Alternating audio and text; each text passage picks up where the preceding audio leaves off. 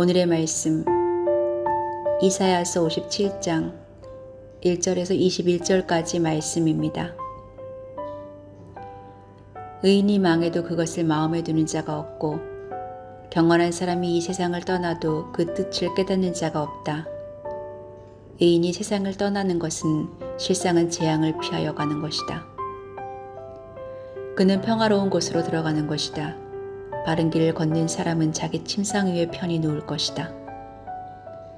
너희 점쟁이들의 자식아, 간통하는 자와 창녀의 씨들아, 이리 가까이 오너라. 너희가 누구를 조롱하는 거냐? 너희가 누구에게 입을 크게 벌리고 혀를 내미느냐? 너희는 거역하는 자의 자식, 거짓말장이의 종자가 아니냐? 너희는 상수리 나무 사이에서 모든 푸른 나무 아래에서 정욕에 불타 바람을 피우며 골짜기 가운데서 갈라진 바위 밑에서 자식들을 죽여 제물로 바쳤다. 너는 골짜기에 매끈한 돌들을 가져다가 그것들을 신으로 떠받들었다. 내가 그것들에게 술을 부어 바치고 또 곡식 제물을 바쳤다. 내가 너희의 그런 꼴을 보았으니 내가 어찌 기뻐하겠느냐. 너는 또 저 우뚝 솟은 높은 산 위에 올라가서 거기에다 자리를 깔았다. 거기에서 제사를 지냈다. 너희 집 문과 문설주 뒤에는 우상을 세워놓았다. 너는 나를 버리고 떠나서 옷을 다 벗고 내가 좋아하는 자들과 함께 알몸으로 침상에 올라가 자리를 넓게 폈다.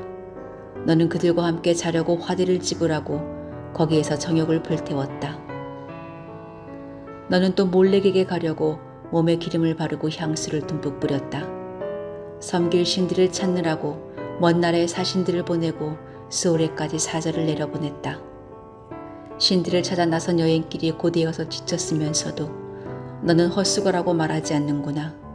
오히려 너는 우상들이 너에게 쓰임을 주어서 지치지 않았다고 생각하는구나.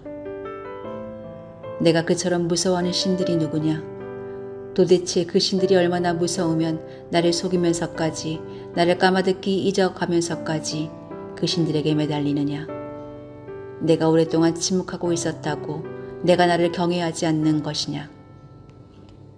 너는 내가 하는 일이 옳다고 생각하겠지만 내가 한 일을 내가 다 폭로할 것이니 너희 우상들이 너를 돕지 못할 것이다.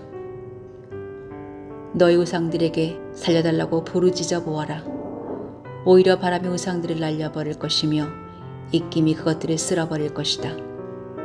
그러나 나에게로 피하여 오는 사람은 땅을 차지하여 거기에서 살고 나의 거룩한 성전에서 나를 예배할 것이다.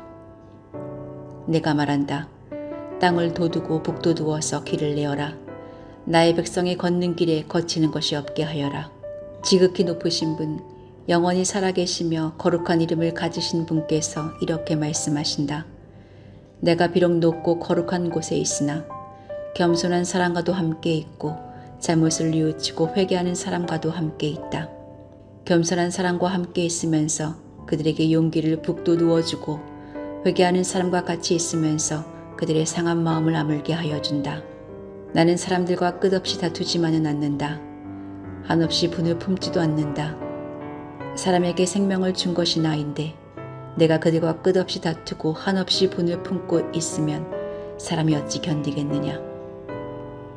사람의 탐욕스러운 죄 때문에 내가 노하여 그들을 쳤고 내가 노하여 나의 얼굴을 가렸다. 그래도 그들은 끝내 나를 거역하고 제 마음에 내키는 길로 가버렸다. 사람의 소행이 어떠한지 내가 보아서 다 알고 있다. 그러나 나는 그들을 고쳐주겠다. 그들을 인도하여 주며 도와주겠다. 슬퍼하는 사람들을 위로하여 주겠다. 이제 내가 말로 평화를 창조한다. 먼 곳에 있는 사람과 가까운 곳에 있는 사람에게 평화가 있어라. 주님께서 약속하신다. 내가 너를 고쳐주마. 그러나 악인들은 요동하는 바다와 같아서 고요히 쉬지 못하니 성난 바다는 진흙과 더러운 것을 솟아올릴 뿐이다. 나의 하나님께서 말씀하신다. 악인들에게는 평화가 없다.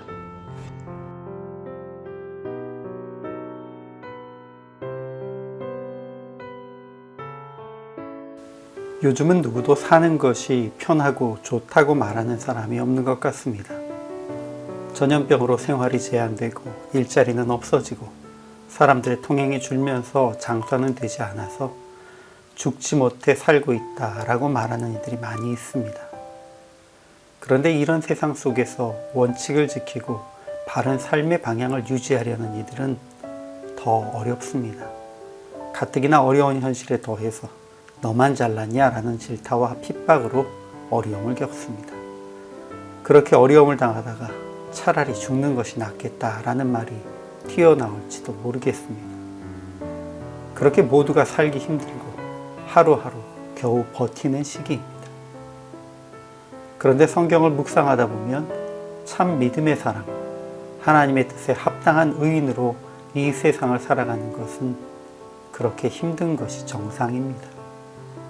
오늘 본문에도 타락한 세상은 의인과 경건한 사람에게 관심을 두지 않으며 음행과 탐심, 우상 숭배에 열중한다고 기록되어 있습니다.